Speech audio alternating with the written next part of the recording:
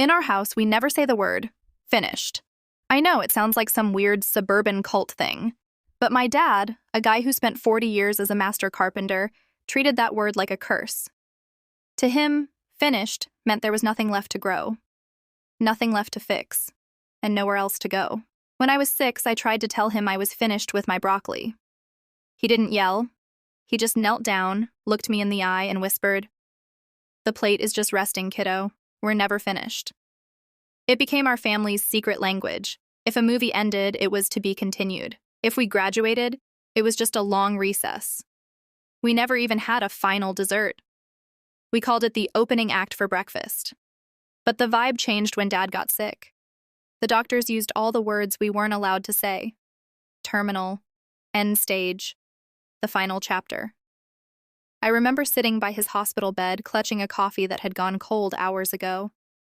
The silence in that room was heavy, like a thick wool blanket. He leaned over, his voice sounding like dry leaves on a sidewalk, and he gripped my hand. I thought, this is it, the moment where the rule finally breaks. I was terrified he was going to tell me he was finished. Instead, he pointed at the old wooden birdhouse we'd been building in the garage for, honestly, 3 years.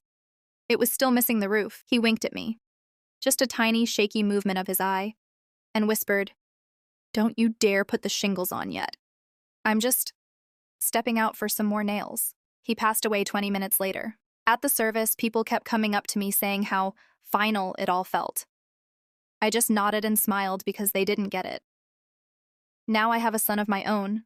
Yesterday, he came to me crying because he broke his favorite toy truck. He said it was done for.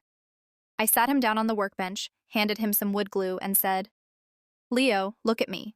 In this house, we don't do done. We just do. To be repaired. Because as long as we're still talking, nobody is ever really gone."